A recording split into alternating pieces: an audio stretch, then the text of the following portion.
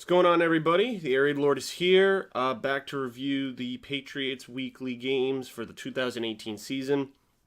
This is the Colts versus the Patriots Thursday night football game at Gillette Stadium, and I am here to review statistics, things I liked and didn't, and then give my preview for next week's game.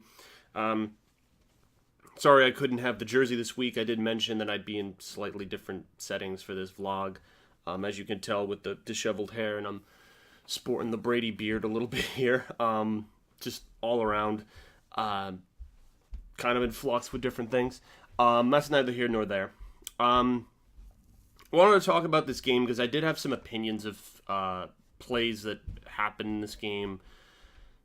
Pretty specifically, obviously, with the Patriots. Some things to mention with the Colts, but you kind of felt that this was like a David and Goliath situation because the Colts went into this game with so many injured players, and then they were getting even more injuries were occurring on the field. And the commentators from Fox were joking about the fact that is the injury list higher than the active roster, which is ridiculous to think about. And it's a little sad because, I'm not really looking for an easy win off of an injury-riddled team, because how does that really help the core of the team? It's kind of like just playing a preseason game and stomping out a win that doesn't mean anything. Of course, this win obviously means something. The Patriots are back on the positive side, 3-2. They've won 2 back-to-back games. They've got Julian Edelman back, which was the big story coming into this game at Foxborough. Julian Edelman coming back, making a statement. First play of the game, Brady throws a 9-yard completion pass to Julian Edelman.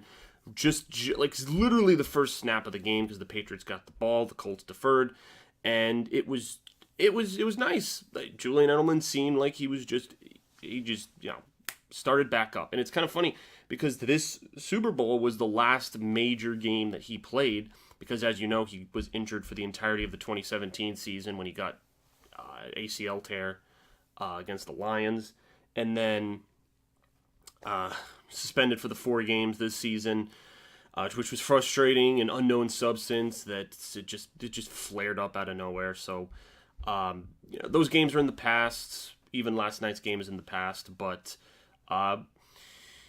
it was interesting to see how they spread the offense out more. You could have Gronkowski get open, and he was getting open on some plays. I mean, I'm not going to say that it wasn't the Colts' terrible defense, but he was getting open on plays because they had Edelman and Gordon kind of spread out wide, trying to get those passes, and you don't have to put 2-3 people on Gronk. Usually they put the safety on Gronk. He went into this game with an ankle injury. I mean, they were talking about this, and it's funny because the commentators said this as well, that Gronk I don't ever feel like Gronk fully plays when he's healthy.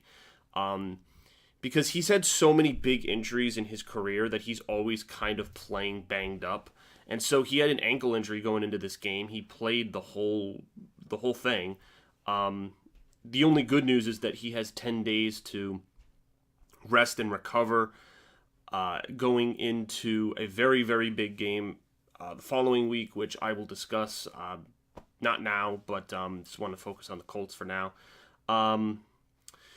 So the only thing for Julian Edelman, there was like a 3rd down and 6 where Edelman was wide open. Brady kind of lobbed it, and Edelman, it seemed like he caught it, and then he did like a kind of like a catch and run, but he dropped it. He actually dropped the pass, and this was a theme of the Patriots offense, and scoring 38 points, which I believe was the exact same number of points they scored last week against the Dolphins. You really wouldn't expect this to be a story of the offense, but there were many times, and I actually made some tweets that I since got rid of because they were irrelevant in hindsight, but I was like, this Patriots offense isn't playing as in sync as I would have liked. Obviously, that you wouldn't have thought that from the first 2 plays of the drive. I mean, the Patriots got the ball. Boom, boom, boom, boom, boom, boom, boom. Throw a little lob to Patterson. Lateral, moves in, touchdown. And then they make the defense for the Colts almost made a goal line stand. And then Brady just did a quarterback sneak, launched over the pile, held the ball, extended over the end zone, and got that second touchdown. So all of that was great, and they ended the half 24-3. The old Adam Vinatieri, the legendary kicker of the Patriots for their old Super Bowls, actually missed a pretty easy field goal on the Colts' first possession. I think it was, what the heck was the kick? It was either a 45 or a 30. I think it was like a 33-yard kick, and he just shanked it. Just went, it clonked right up the left upright. And you could see how frustrated he was. And I think it must have been really funny for Patriot fans to see that, considering two game-winning, as the clock hit 0 field goals in 2 Super Bowls that he won for the Patriots doing that, their first and second. And just to see him miss what looks like an easy chip shot, maybe almost the distance of an extra point, it was kind of funny to see. He did make a 54-yard field goal later, and I think that was the confidence boost for him. He's like, all right, I'm not going to miss any more after this. Which I don't even think he didn't make any more field goals after that. They didn't score any more field goals after that anyway. But so anyway, back to the drops. So yeah, Edelman had that drop, and I was like, all right. I mean, it's been over 200 days since he's played a full snap of actual regular season football. I know he was on the preseason roster for a few games this past this past season, but this is his first regular real game that matters since the Super Bowl that the Patriots won a year and a half ago. So there were 3 different receivers last night that had significant drops, and those drops resulted in turnovers. Actually, Chris Hogan and Gronkowski. 2 very deadly weapons for the Patriots offense. Both they didn't secure the ball. Brady threw a perfect pass. It had nothing to do with Brady. Brady threw a perfect pass. They had possession of the ball for a split second, and they either ran too quickly, didn't secure it. They had to secure it then run, but they didn't secure it. So they just kind of ran with it, and it kind of fell out of their hands, grazed, kind of just slipped. And a Colts defensive player intercepted it both times. And that, in one scenario, it actually gave the Colts a 1-possession game. They were only down, it was 17-24. And so I was thinking to myself, what the hell are the Patriots doing? This is a injury-riddled Colts team. And they were up 24-3 at the half. And now they're down by 1 score.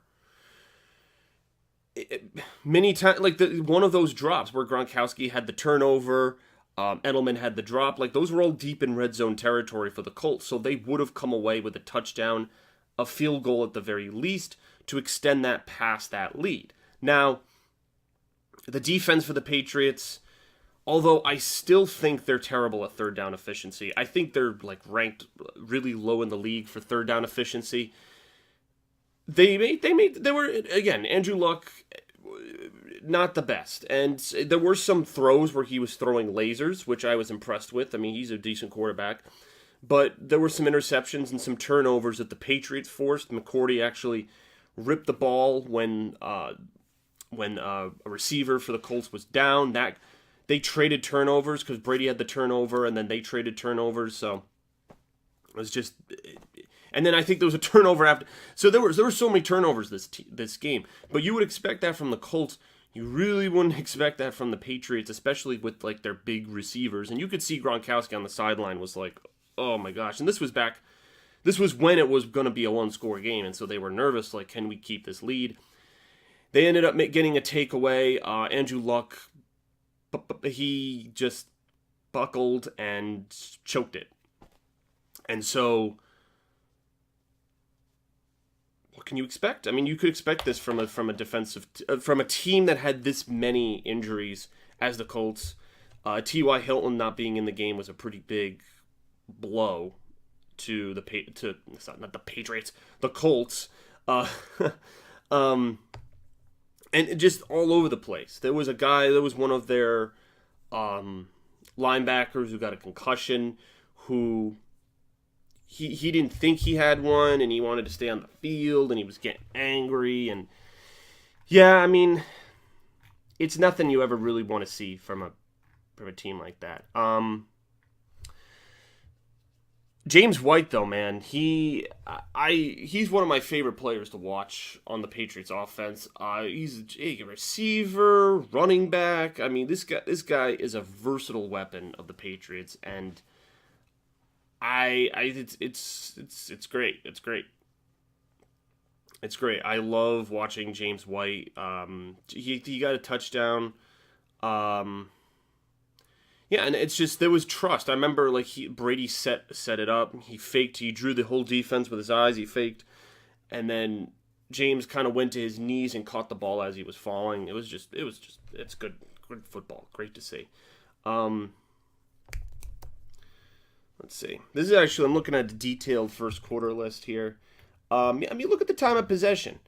So, the Colts get the ball at 6:10 of the first quarter here. And so the Colts had the ball for almost 6 minutes of the end of the second half because they just kept getting first downs.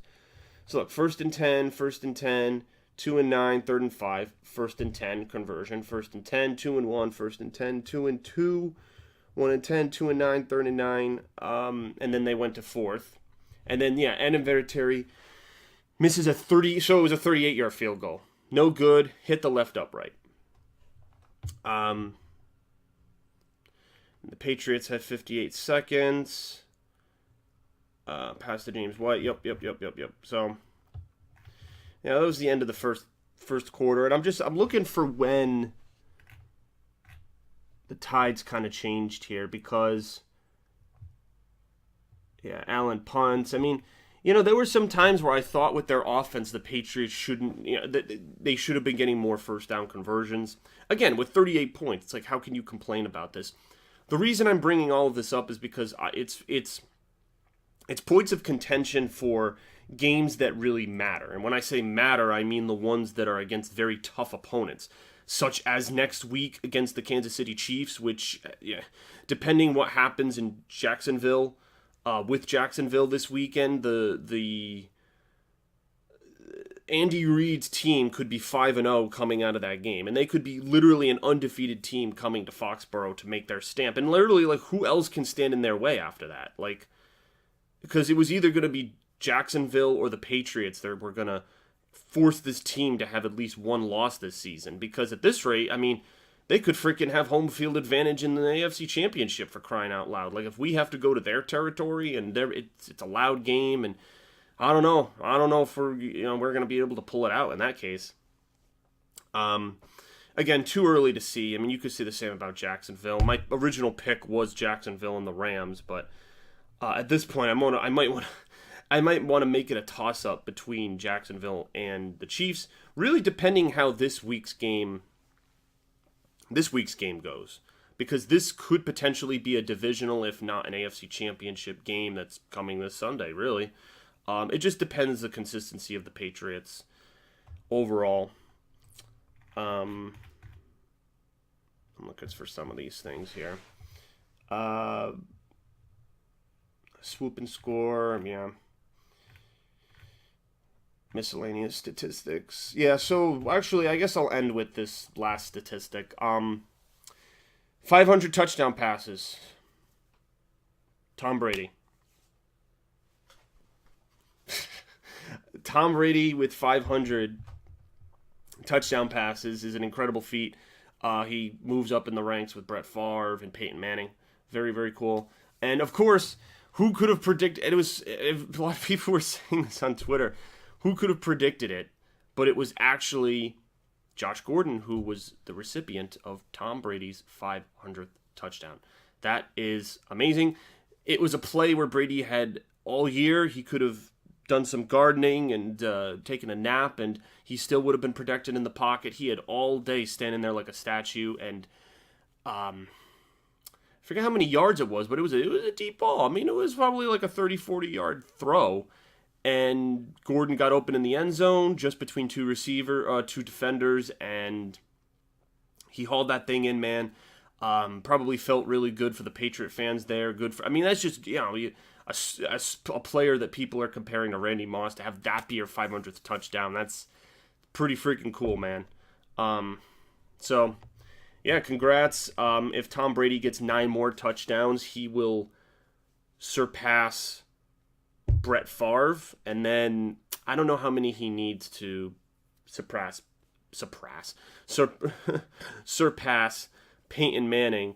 I imagine that if Brady plays next year, 2019 season, I imagine that he'll probably beat Peyton Manning's record. So it's funny, like, even if Brady doesn't win another Super Bowl before he retires, which I would really like him to, I kind of want him to, I have the vision of him doing what Peyton Manning did. And when Peyton Manning won Super Bowl 50, he was like, all right, I'm 40 years old, just won a Super Bowl. I think it's a better time than any to retire. So I think when Tom wins his 6, for me, at that point, well, he'll be, 41, 42, 43, whatever. I don't know. I think go out on a high note. Why not? That's just that's me. I don't know. Whether it happens this season or next season. I mean, the thing is, if it happens this season, then maybe, he could play another year, but it's for him. It's his personal decision. It's how he feels his body is. I'm just speculating at this point. For me, I just kind of want the stars to align where he retires with a 6 trophy, which almost happened last season, but oh well. So yeah, that's my rundown of the Colts Patriots game. The Colts just the thing for them that sucked is that they had a what was it, a Monday night game? No, it was a Sunday game against the Texans that went into overtime, and that's when some of the injuries piled up, and they were just exhausted, man. So you have a short week, and you have to go on the road, and you've got all these injuries, short week, overtime game that exhausts all your players. It just the whole deck was stacked against the Colts. The whole time the deck was stacked against the Colts. So this was really a no-brainer that the Patriots were going to bring this out. I was just concerned. I mean, the main thing about me extending this vlog a bit is that I was concerned about some of the drops, 3 drops from Edelman, Hogan, and Gronkowski. And for me, I'm saying that can't happen for the bigger games. That can't happen against Green Bay. That can't happen against Kansas City. I think Kansas City probably will be their toughest fight this entire year. Obviously, Jacksonville, you can't replay the past, but I would have been really interested to see if Gordon and Edelman were both active on the Patriots for that Week 2 game. I would have been interested to see if there was any difference against them. Hey, maybe if we see each other in the playoffs, maybe we'll get that rematch with our full roster. But until then, Patriots, I mean, they got to be better at the third down efficiency. Their safeties, just getting to receivers. So, the defense gotta. There are so many times where the defense makes me want to just throw my hands up in my head and be like, why? Ugh. Third down efficiency. That's fourth down. Third down efficiency. Get it. Do it. Practice it. Do your job. All right. See you guys for next week, where I'll probably have many, many opinions about next week's game against the legendary Mahomes. Really look... Is he the up-and-coming Tom Brady? Well, I'd say he has at least one Lombardi in his future. Whether that's this year or in the future, who knows? But this kid's definitely going places. But Andy Reid, the choke artist, who can take the train's full stead of steam, and then all of a sudden it just descends off a cliff and explodes in a fiery wreck. So we'll see if he can keep the cogs turning. So I would like the Patriots to unseat him. We lost to the Kansas City Chiefs last year. We almost played them in the playoffs, but then the Titans upset them somehow. So it would have been interesting to see if the Chiefs had played us in the playoffs, how that would have gone, because it might have been a tough match. I mean, because we did struggle. Then again, they had a different quarterback last year. So All right, that's it for me. Thank you guys for watching, and I will be back for another vlog next Sunday, and it'll be a 10-day break because they played a Thursday night game, so I kind of had to change the schedule up of this vlog a little bit. So, all right, peace out, guys.